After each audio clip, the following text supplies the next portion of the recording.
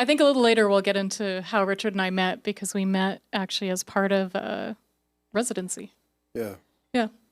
One that actually kind of reshaped the discourse, art discourse in Canada and in Australia, in the United States, in Aotearoa. But what I wanted to, based on the topic of our conversation, I wanted to talk about what we do at Forge Project, which is the organization I run. It's deliberately not an institution. We do have a fellowship, and we do a lot of things differently. So I wanted to just go back. Yeah, I have control here. So we are on Mohikanic land. We are on the land of Mohican people. Mohican people, very similar to and relatives to Lenape, were forcibly removed a total of 7 times, all the way to Wisconsin, where the majority of the community lives now, which is over 1,000 miles away from their homelands, as well as some folks relocated to southern Ontario in Canada, others to Oklahoma. And speaking about land acknowledgements, I kind of feel the opposite, maybe a little bit of the panel before. I feel like if you don't have a relationship with the people whose land you're on, you don't really have business acknowledging them yet. But then saying that, I also agree with Joe that it's one way of, at least having Lenape on the tongues of people in this land, because there has been such deliberate erasure. But for us, it's really important to acknowledge that we are on land that is not ours. Even if we are Indigenous people, we are temporary custodians of this land. Or temporary stewards, not even custodians. In order to enter our website, you do have to acknowledge that you're on this land. But importantly, we have now, and this took, I'd say 2 years to create, an MOU, a formal memorandum of understanding with Stockbridge-Munsee community. So that's a formal document that we have signed together with Stockbridge-Munsee community, with the tribe, in a way that underscores their tribal sovereignty. And it's a document that was authored only to benefit them. It's not about our benefit. And this is a lot of issues, I feel like, when institutions engage with Native people, Indigenous people, they often go to those people with a lot of desires and needs, instead of having the opposite question, which is, what can we do for you, if anything at all? What resources do we have that you actually need? And here in Mannahatta, it's clearly land. We do a lot of gatherings, Indigenous-only gatherings, so those are gatherings by us, for us. And that's something that I really learned from that first residency that Richard and I were part of, the importance of those Indigenous determined spaces, because it means that there's spaces where we don't have to talk a lot about histories of dispossession in order to get on the same page, right? So we center Indigenous gathering, we center knowledge sharing. When we do fellowships, they're fellowships where folks are invited to come to spend up to 3 weeks at Forge, where we are stewards of just under 40 acres of land that we are actively rematriating, so bringing back native seeds to that land. In some cases, seeds that haven't grown for hundreds of years. Every fellow, and we host 6 now, 2 of which are always from Stockbridge-Munsee community, receives $25,000 with no obligation to produce anything for our benefit, for our needs. They can do anything with their time. One fellow wanted to have a map of all the local waterfalls, and that's what she did. She hiked and she drew. Other people wanted to really create more platforms for their practices in food sovereignty. Other people wanted to create more platforms for the work that they do across language reclamation. And honestly, a lot of what we do is to try to be good hosts. So we feed people well. We feed people traditional Indigenous food. We create platforms for Indigenous chefs, for food sovereignty.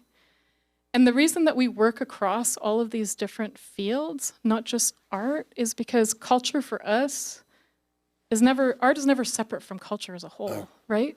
It's never separate from that. If it is, then I think that we're in a bit of an issue, right? And I think that that's why even sitting here under this umbrella, which is not quite a tent, but it's something else, you started with a conversation about law, right? Yes. We have a lending art collection, but we frame it as a kind of public trust in that everything that we have, we are stewards of, we're not owners of.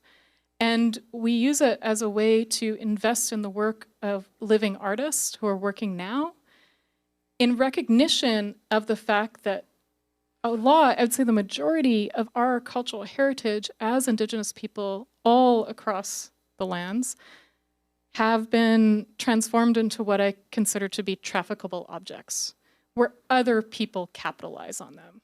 So how instead do we invest in Native cultural workers? Do we invest in their practices? Do we practice non-extractive relationships? And also change the way that history has been written in these lands. So one of the things that we do with our exhibitions is mobilize them as a way to tell different truths, one of which opened last summer at the Hessel Museum of Art. And it was really centered on the sort of shared emergence of the new Native theater movement at the Institute of American Arts in Santa Fe in 1969, as well as the occupation of Alcatraz in 1969, which I learned from Pete Jemison, who's on our Indigenous Steering Council, a council, not a committee, a 7-member council that actually sits above our board. So they set the high-level vision and direction for us, understanding that that's a way that we will be permanently Indigenous-led, even now that we've transferred to being a not-for-profit. We didn't want to be part of those cycles of not-for-profit where the trustees then slowly, over time, eventually setting the course for us. How do we enable self-determination as part of an organization? Not just part of what we care about and what we model, but actually part of our governance.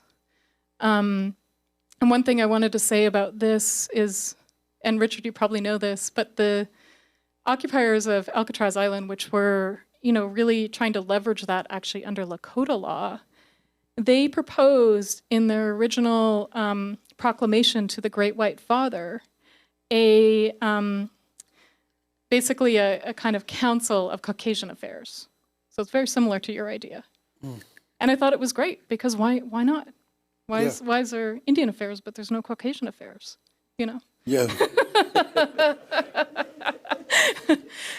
And what we do too is everything that we try to enact at Forge is to try to make knowledge transferable, to make it shared, to show the real value of Indigenous custodianship, because this is part and parcel of land back. So I'll just stop there as part of my introduction. First, I want to express gratitude to Nakamori-san. Thank you very much. Kelly-ma, thank you very much for inviting me and being part of this amazing set of conversations with these amazing guests. So I'm very pleased and honored to be here. Let's see, what do? I just green and start? So I'm the director of this new MFA program at the Institute of American Indian Arts, which I'll try to sort of cover very quickly. For those of you who don't know, the Institute of American Indian Arts is the only fully Native art school in the country. It's kind of a strange entity. It's not technically a tribal. Well, it is actually technically a tribal college, but it's not affiliated specifically with a tribe.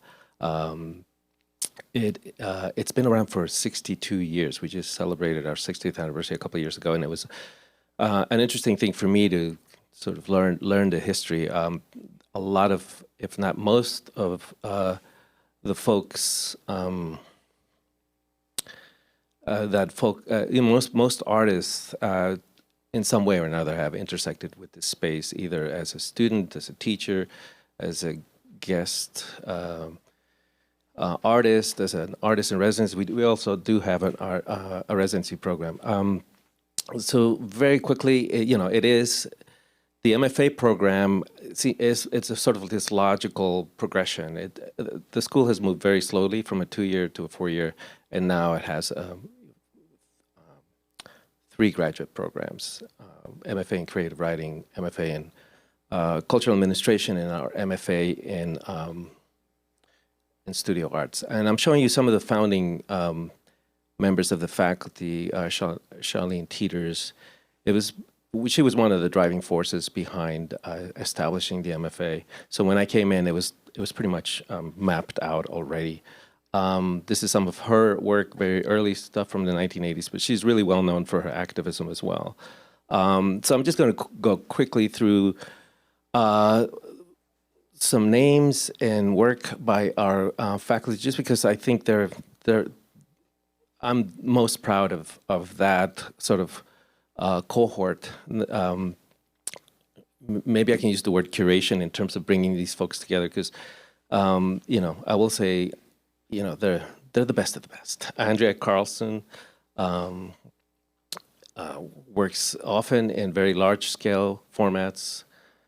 This is a piece that actually is at I think this was purchased by the Whitney. These look digital, but they're actually hand-drawn. Very large public art piece in the Chicago River acknowledging the Potawatomi. It's a big land acknowledgement. Dakota Mays is amazing. All of these folks are very interdisciplinary. Our program is completely interdisciplinary. She does photography, weaving, sculpture. Heidi Brandau graduated from Harvard. Harvard Indigenous Design Collective is something that she started there. She does social practice work. This project was sort of looking at the various memorials in Santa Fe and doing a whole kind of deep dive into who they represent and how many they are and where they are, and bringing up all the issues that public monuments have brought way before people started taking them down. This is work she's done in Istanbul. I'm going to go real fast. And this is more of her kind of design work. Dylan McLaughlin actually is here in New York these days. Also very diverse, does sound, does installation, often talking about extraction. These are aerial photographs of homeland. He's Dene, and he's quite a talented artist. Tanya Lookin-Linklater, poet, installation artist. Some of the performances that she's also a choreographer, very invested in engaging collections and in situations where she has dancers responding to work or to the archive. Sarah Seastream is on the West Coast. She's a traditional weaver, but also printmaker. She's also been doing video. So I'm definitely not doing these folks any justice in terms of how quickly I'm going through this, but Raven Chacon, one of the most prolific folks I've ever met, is a composer, was part of a group called Post Commodity, which did monumental works like this installation. He's also done a variety of compositions, in this instance for firearms. Printmaker, he was at the Whitney, I think 1 iteration ago. This was in that exhibition, 12 prints dedicated to Native women composers. 2022 Pulitzer Prize winner for his composition Voiceless Mass. So from classical music to noise installation, he does it all. Also MacArthur Fellow. Jackson Powell's also here in the city. Part of New Red Order, which is this collective that examines indigenous, in desire for indigeneity. This is one. This is a performance piece they did at the Whitney a little while ago, before they had their land acknowledgement, or as they were developing the land acknowledgement. You know, sort of critiquing the kind of rote performance of it. He also does traditional carving. So this is work that he's done to restore a shaming pole. Usually poles are meant to commemorate and celebrate folks, but in this instance, it's meant to perpetuate a lack of reciprocity and protocol. So will forever be shamed, C word. Anna Hoover, also an Alaskan Native artist. She's primarily a filmmaker, doing shorts like this. I think this is like 12-minute Last Walk, talks about harsh realities of things like suicide.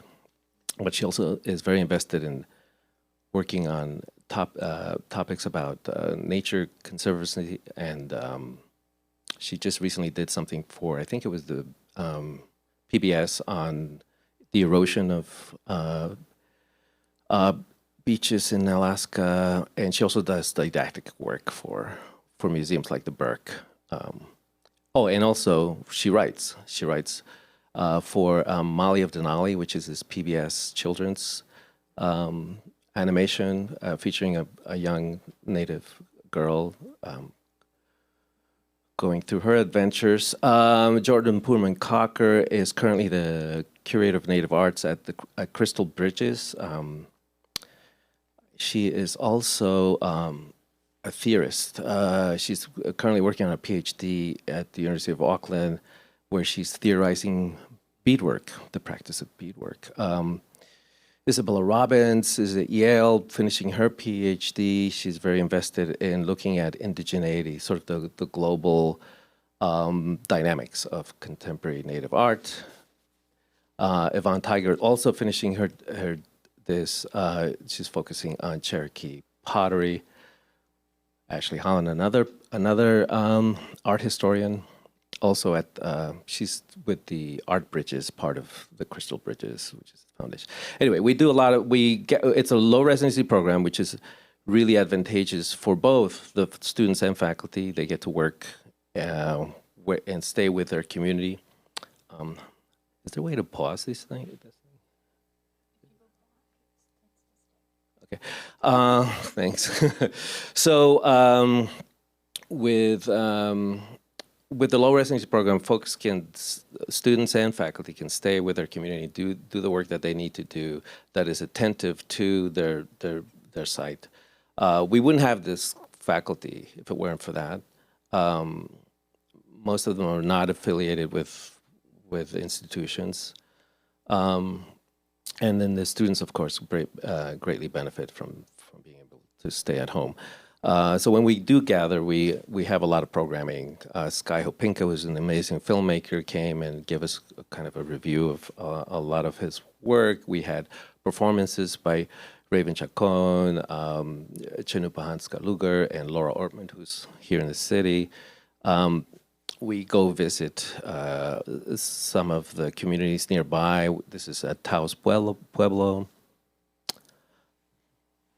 We have exhibitions, critiques. Some of our students, I'll go quickly. This is Shane Hendren, who won a USA Artist Award, fairly prestigious one. This is Dominic Porras, who graduated a couple of years ago, does animation and installation.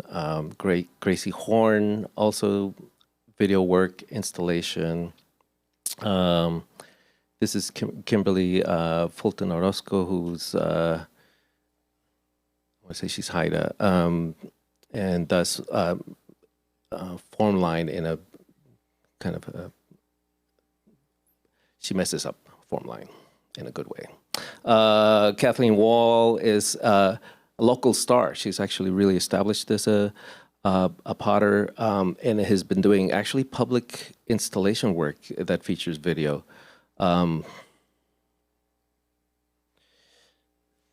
Then we have Avis Charlie, a pretty established painter.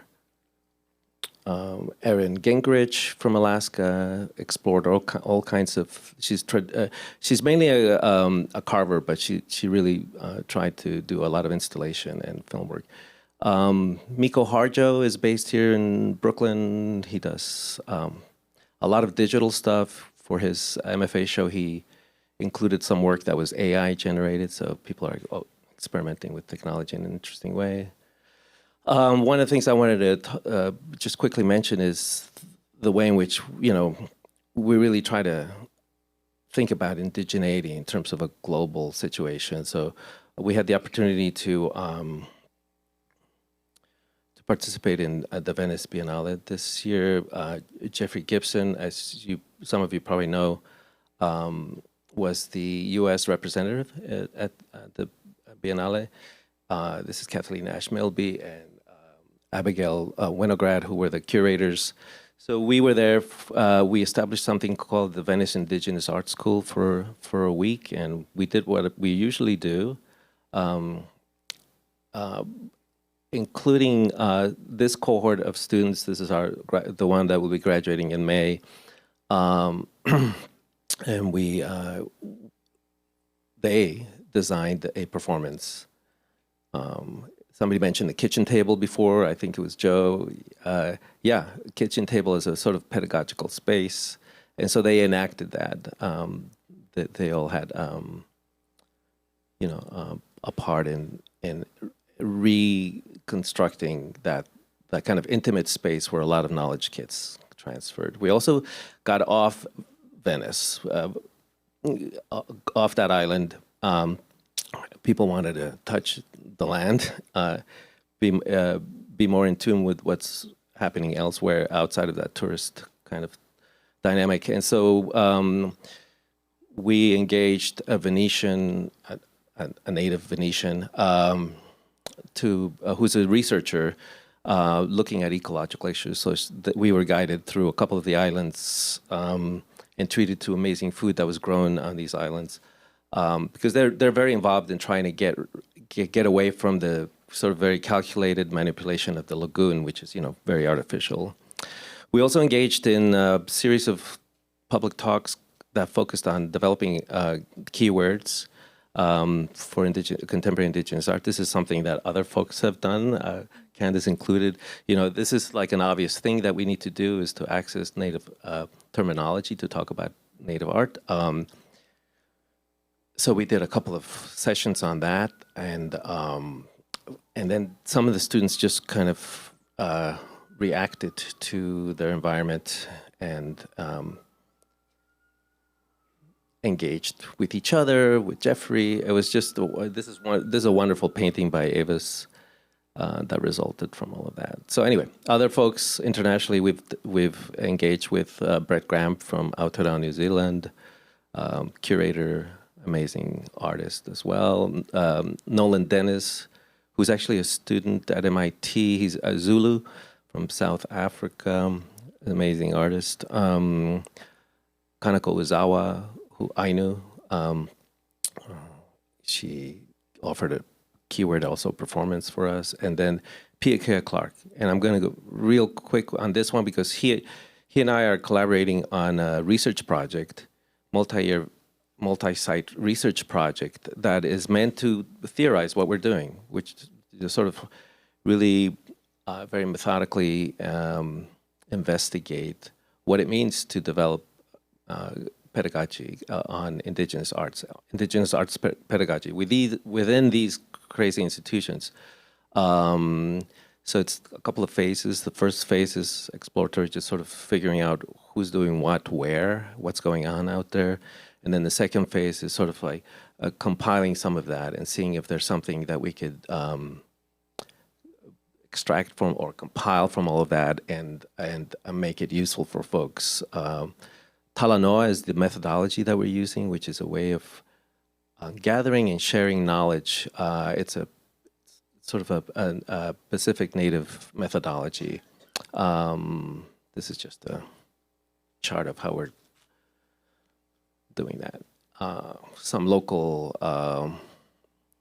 collaborators. We're very involved with folks in Aotearoa, New Zealand. And I wanted to, since we're at Asia Society, I wanted to also share with you a recent volume of Bijutsu Techo, which is the sort of the main, one of the most established art journals in Japan, and they've come out with a special issue on contemporary indigenous arts that was developed by Machiko Harada, who's in the back. For me, I feel like contemporary Native arts has really arrived when it starts to be published in different languages in different places that we haven't seen before. So anyway, that's it. Sorry about that. Too long. Yeah, that's yours. Too long. Yeah. Oh, Candice, I visited Forge last year with Proper Now, the collective I belong to in Brisbane. We were blown away by the venue, this idea of land back. We hadn't heard much about it. And to see your project was fabulous for us. And of course it's got us thinking, and and we're looking to develop in that direction. I think that's. I think us creating spaces for us, to not just to show art, but to have fellowships or residencies, and that in these native places, indigenous places. So I think you want to tell us how. I know it's a big story. But give us a rundown on how you got there. Yeah, that's a good origin story. And when I have to say, when Proper Now came to Forge, visited with Sarah Bascara-Dilly and I. Sarah directs our Indigenous programs and relationality. One of the things you said, Richard, that I haven't stopped thinking about, and you said, Proper Now was thinking about getting a space, and you said, we haven't been dreaming big enough.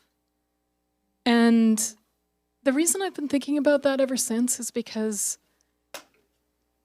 I feel like this is an opportunity to dream bigger, but also that's a part of self-determination, is the ability to even have such large dreams. So when Forge was started in April of 2021, actually by two co-founders, both non-native, Becky Gotchman and Zach Foyer. And Becky had been inspired by work that her daughter was doing to call out actually deep inequity and white supremacy, which were words I never thought I would hear in the equestrian world. And this was in 2020, and I was following it. I also have horses, and I'd never seen this kind of critical discourse in that world. And actually the family, after she wrote that letter in the pages of Chronicle of the Horse, received death threats. And then I was invested in this story on social media, and then the family did interviews. So the daughter's name is Sophie Gotchman. She's a student now at Harvard. Did interviews about why and how they were supporting her in this.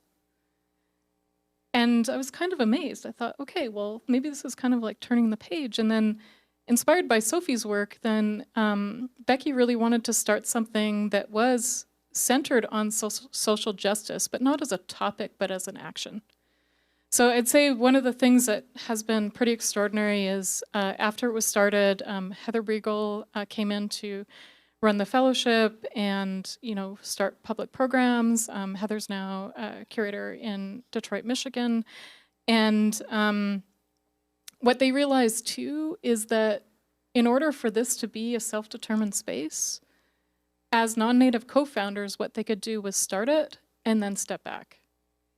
So they don't have governance roles. You know, what Becky's done as a philanthropist is provided the buildings, the land, startup funds. We have a one-to-one matching endowment. Yes. Can you explain some of these buildings? Yeah. So the buildings. Okay. Sorry, we're going too fast, but I don't know where the clicker went. No, But, I'm interested Well- because we were absolutely blown away by the buildings there, the structure and that sort of thing. yeah, I can talk about them. Yeah. So the buildings themselves were designed in the mid-2000s. They were commissioned by Christopher Sy, who is a collector, and they were designed, and this is, you see one here, by the artist and activist Ai Weiwei. And Ai Weiwei actually has not yet visited them, but he designed them, and he designed them together with HHF Architects. And here you see the guest house. They're both steel buildings. This is a steel building, but then this is Corten steel. So this one has responded to the environment. In the basement of this building is the Fellows Studio. This is also one of the programs that we hosted with the first cohort of fellows in what we call the main house. Yeah, the spaces are very extraordinary. This is what they look like inside. But when when you came to visit, what I realized is, like, why don't these spaces exist everywhere for us, right? Yeah, that's what we were thinking. And then, you know, one of the things that we realize in working in these spaces is, you know, how do we also enact, like, other kinds of protocols of hospitality, right? So when people visit, you know, we always offer food. We try to host them well. When we have fellows, Emily Alfeche, who's originally from the Philippines, she's our residence manager. She cooks for people, so people always have home-cooked meals. Sarah cooks a lot. And it's a way of starting to enact protocols that we've always had, but institutions alienate us from them, right? And all of this wouldn't be possible if there wasn't this gift. And when we became a not-for-profit, which was just in January of last year, we started as an LLC, a limited liability corporation, because it meant we could just start doing the work. We didn't have to have a board. We didn't have to have any bureaucracy. The only thing we had to do was attend for 6 months city council meetings at the village of Taconic to eventually get on the agenda so that we could get cultural use permitting. Wow. But they've been fantastic. And they drop by every now and again, just totally unannounced. I guess that's what they do at the village.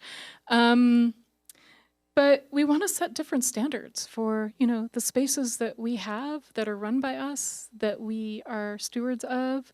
And a big part of this too, and what I mentioned in the signed memorandum of understanding that has been signed by tribal council at Stockbridge-Munsee community, is that all of this land, this 40 acres that we steward, as well as 20 acres nearby, is all cultural easement for Stockbridge-Munsee community. So thinking of land back, that is one step. Ensuring that not only is there access, but if people want to gather traditional food, gather plants, trap, fish, they have those rights. Those aren't our rights, 'cause we're not Mohican, but it's their rights. So we were really wanting to set all of those structures in place as part of this. Yeah, we're still dreaming. Like, Prop and House started in 2003. We didn't get any. We didn't ask for any government funding, you know, for 19 years, and we won a prize here in New York, the Jane Lombard Prize for Art and Social Justice, and we recognised that we couldn't, the current members couldn't accept the prize here because we didn't have the capacity to respond to the emails, to apply for funds for travel and this sort of thing. So we decided that we would invite some young people in, and they would do that admin for us. some young artists and that sort of thing. So, and that's worked out really well. You know, the visit to Forge, you know, like just filled us. You know, like it satisfied us so much, you know, to get there and see this wonderful project. You know, like it just in operation, and we were thinking, this is what we need. You know, we need this too, and now we're looking at we've now just taken over a property, you know, like that we're leasing, and we set out when we set out we had 7 aims, and one of those aims was to get property, and we did the other 6 things, you know, and we're still working on this property thing. So to go there to Forge to see what was happening there. We love what you did with the grounds there. Took out the lawn, Yeah. and replaced it with native plants. So.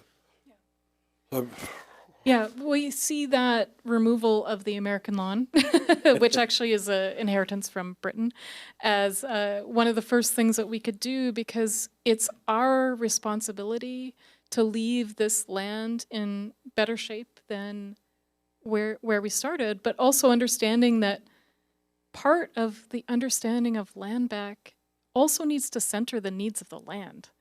Because often it's really centered on the needs of the people, which is fine. But what we've noticed since then is birds came back. Sometimes we've had fellows describe staying at Forge as actually so loud because the orchestration from the insects and their relationship with the birds is pretty wild. Like they have to actually close their windows at night.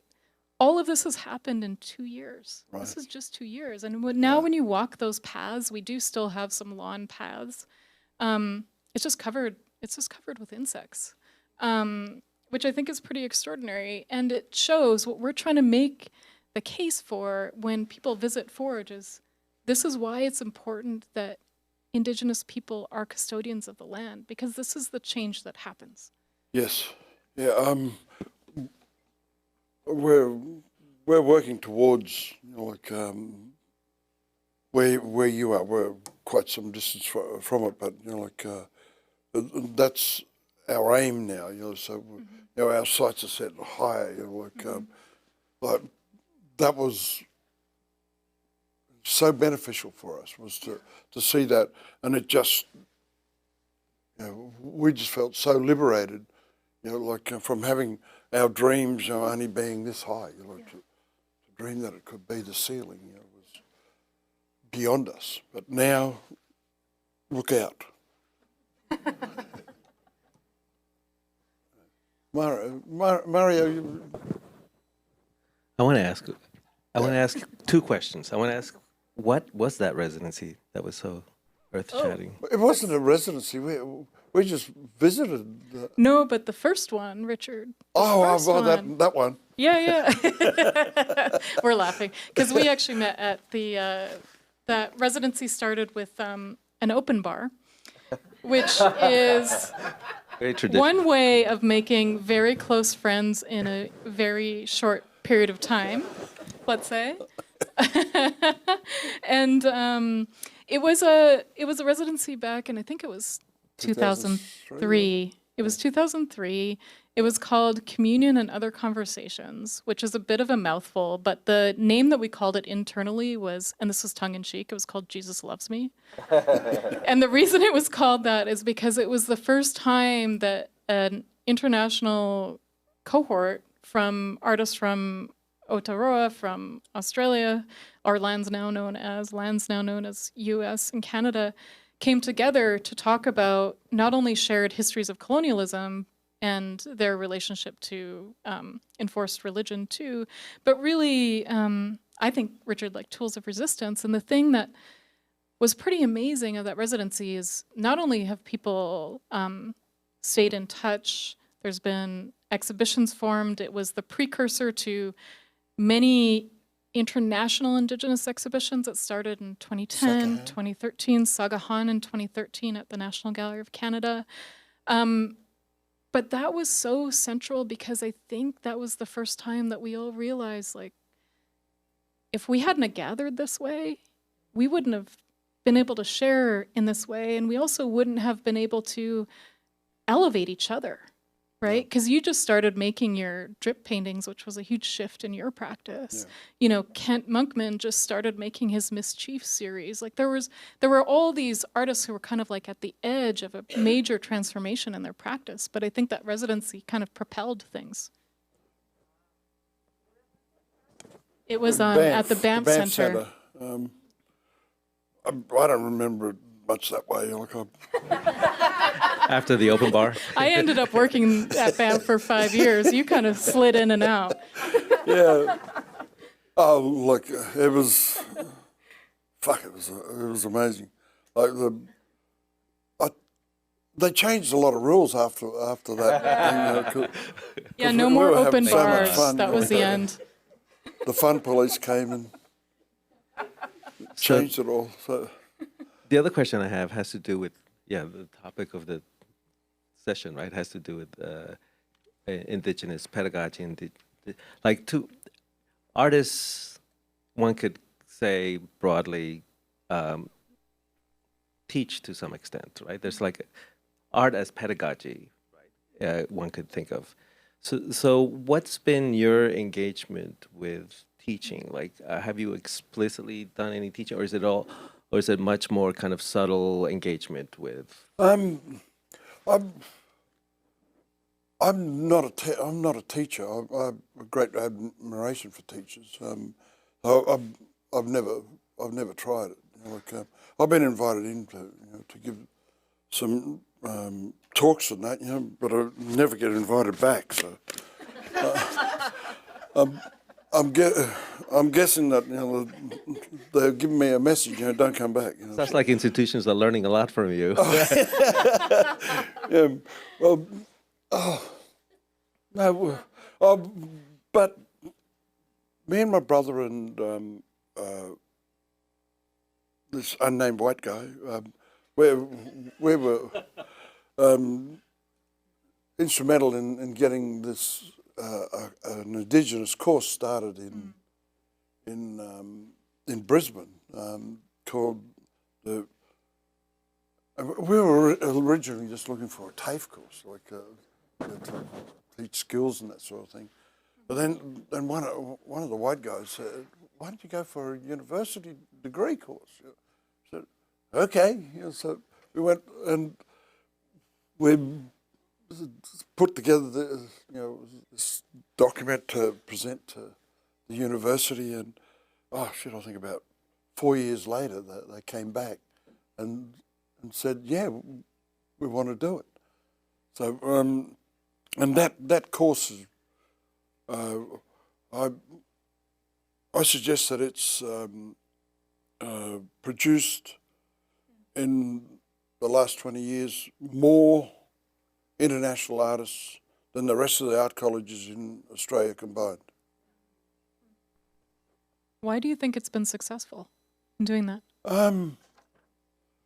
There was a woman called Jennifer Hurd, who helped develop the course curriculum and that sort of thing. So, and she was there for maybe 18 years or something like that. And she established this thing, and there was a need for it.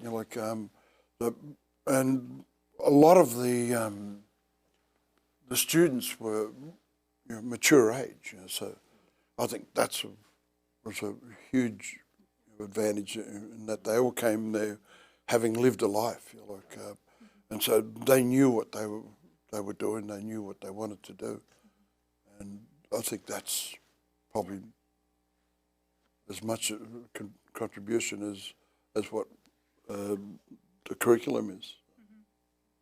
Yeah, I was thinking too, Mario, about the program that you run. Don't like the word higher education, number one, because it takes away, it implies that the way that we've always learned is somehow not higher. Number one, and at Forge we don't put an emphasis on someone's academic credentials in order to be a part of the fellowship. But I was thinking about that school in relation to Mario, what you're doing at the MFA program, and that is, you know, how do you set students up for success? And that you said it's important for people to stay in their community, but I would imagine it's also important for people to continue to make a living, because there's so many barriers to access to higher education. And I can also talk about the partnership Forge has with BARD and what we've done to really invest in faculty and students, you know, all of that work, understanding that, you know, even it's not even an idea for, I went to BARD, I almost had to drop out my first year, first semester in 2001 because I ran out of money. But there's not even the idea that a private school can be accessible to them. But Institute of American Indian Arts is different. Yeah, it's an interesting space. We do have some funding, although we're not able to fund everybody fully, which would be a dream. We're working towards that.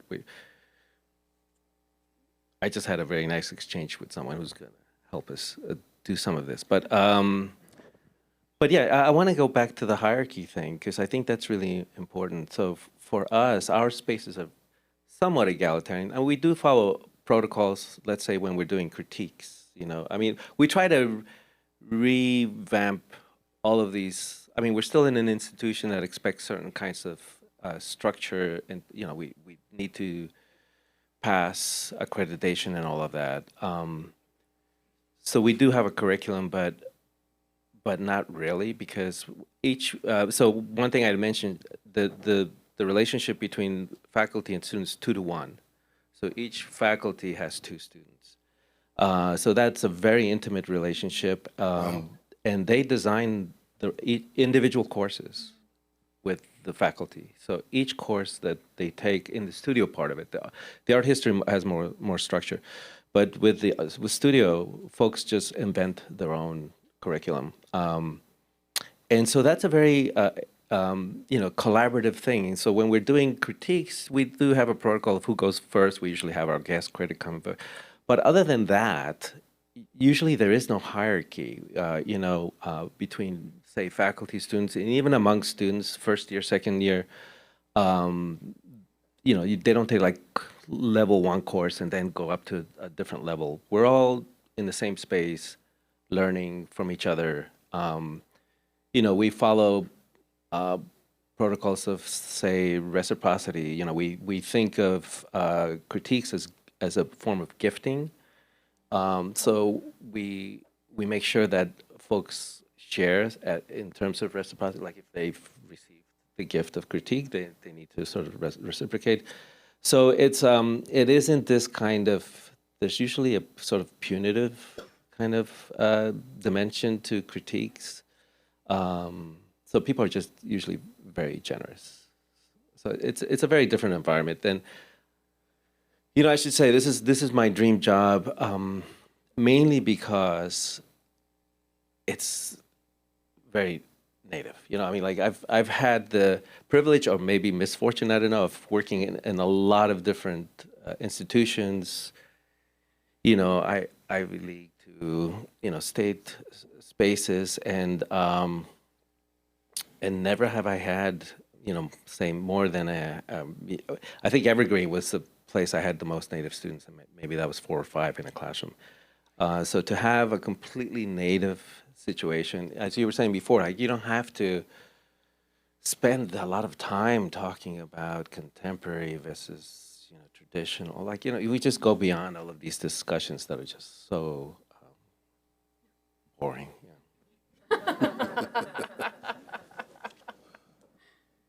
Richard, what's the best artist residency you've ever done, and why? Banff 2003. Fuck me, no competition. It was amazing. 7 weeks, in Banff, glorious countryside, 45, native people, Indigenous people from around the world. It was liberating and it was fulfilling. So I'm looking at residencies, providing residencies, and I want to, I want to be in that ballpark, sort of thing. So, as far as we got a studio, and we got to make our works and that sort of thing, and then all the best curators in Canada came through and looked at all our works. It was fantastic. I got into the National Gallery of Canada, via that residency. So that's the kind of impact I'm looking for, and I'm looking at the elements that we need to get that kind of result. So. Mm-hmm. We've been talking about that a lot at Forge, not the residency aspect, but the importance of gathering.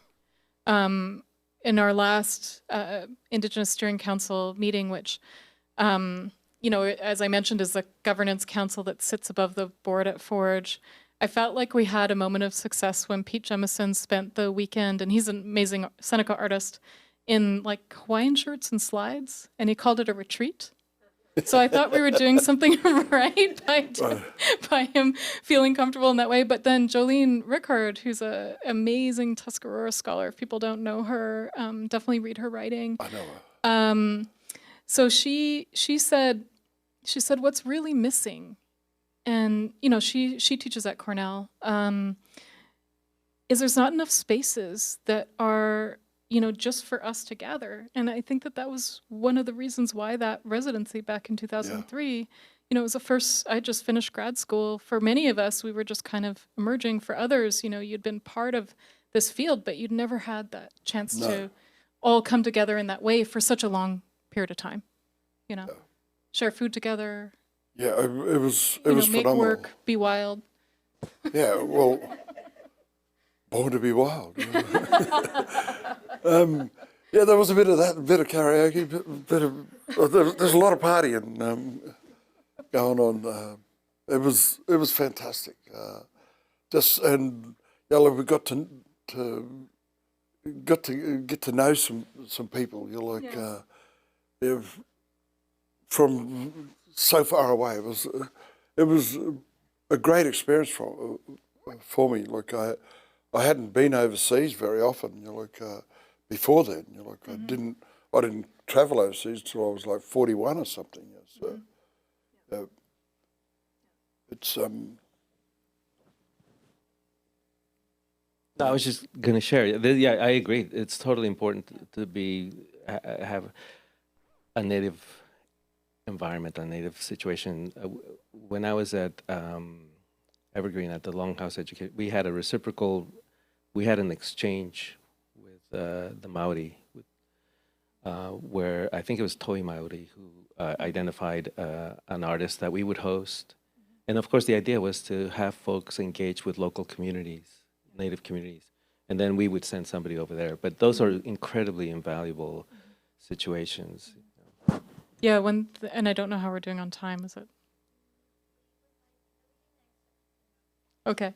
One thing I wanted to just make a point of, just talking about that importance of, coming together to share knowledge, is at our last steering council meeting, what we learned is there are these avenues that a lot of our colleagues are participating in as artists, in relation to land back.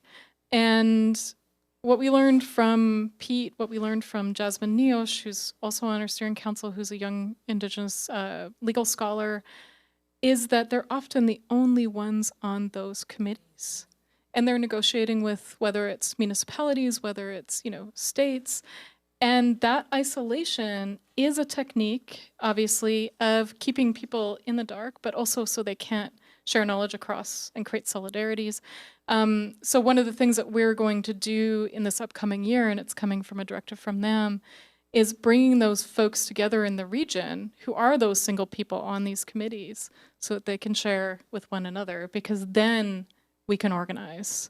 And then, people have shared tools for, making this necessary change. It's a great idea. And that's exactly the kind of idea behind the research project, of Indigenous arts pedagogy. So identify these folks that are in institutions very much alone, fighting the good fight, but and then cohering that whole thing. Yep, well, I just can't underestimate. I think we underestimate the importance of being together, of sharing. I think there can't be enough collaboration with other people. Like collective action is what is needed. Like in these times for us, I think that's our way forward. So, and getting the opportunity to go to places like Forge. I've never been to Santa Fe, so I don't know what it's like there. But You'll have to come. We have residency. oh, okay. I'll just drop the line in and whoop. Maybe that's a good place to open it up. Any questions?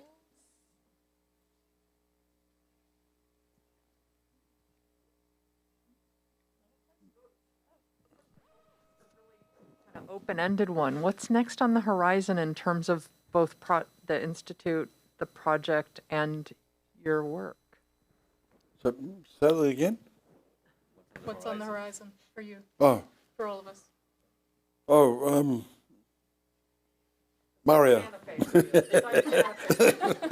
For me, very early on, I was the goal is a PhD in art practice, which is not a thing too much here in North America. There are two, I think, in the U.S., two spaces in Canada that offer it. It's a thing in Europe. It's a thing in Asia. I think there are reasons why people wouldn't want it here, because the MFA is the terminal degree, and that would mean retooling all of these places. But it seems logical to me to go there. Yep. So. The thing that's top of mind for me right now is I'm finishing a book that came out of the exhibition at the Hessel, and that exhibition will now tour to Canada and sites in the U.S. And it's necessarily a reader on Indigenous performance sovereignty, because that was really started with this document, New Native Theatre, that came out of the Institute of American Indian Arts in 1969. It's a way to spark that movement. But also, Pete Jemison's remark to me when I was recording an oral history with him, and he said, a lot of those students who participated in the occupation of Alcatraz were theater students. They really understood this as a stage. That's also why I think they created that document where they spoke back to the Great White Father, and in that they wanted to propose the Bureau of White Affairs that would be Native run. And so really thinking about how the beginnings of the self-determination era were also really embedded in roots of performance. And so it's a reader that's going to be around 400 pages with a lot of contributions from artists, 14 reprinted essays, new commissioned essays, and one that will circulate to schools. Because the last really compendium that looked at Native art was not only not edited by Native people, that's the Oxford Reader, but it was first published, I think, in 1983. So we have a massive gap for these kinds of resources. It was 83. Yeah, I think it was updated in the 90s. But. Other questions?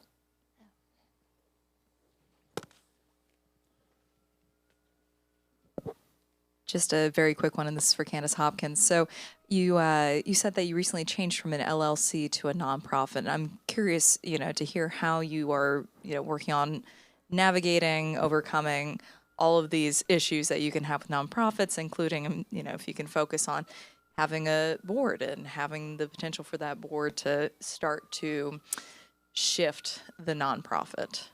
Yeah, so our governance structure was really important part of that. So the Indigenous Steering Council is a 7-member body that sits above our board. 2 members of that council are board members as part of our charter, always. Our board is now 80% Native, and it's 100% BIPOC. And though it's a governance board, it's not, what we do through our work is we understand the potential for equality, it's an emancipatory potential of the redistribution of settler wealth.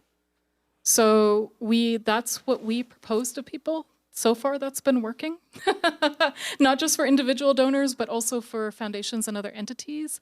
And we very slowly and deliberately built our board, which is now 5 members, where we will be looking by the summer to build 2 more. But we spent that whole year as time of space of reflection looking at Indigenous governance, which is different than often tribal governance, because a lot of tribal governments have to, by necessity, reflect settler governments, actually, to have the power that they need and the leverage that they need. So we didn't want to do that. And yeah, we're really trying to do that. And we're also understanding that in that redistribution, we need to uphold other organizations too. So we're pitching, keep an eye out in December, instead of Giving Tuesday, we're pitching Give It Back Wednesday. And that will be to support other institutions, not us, and hopefully that will be catching.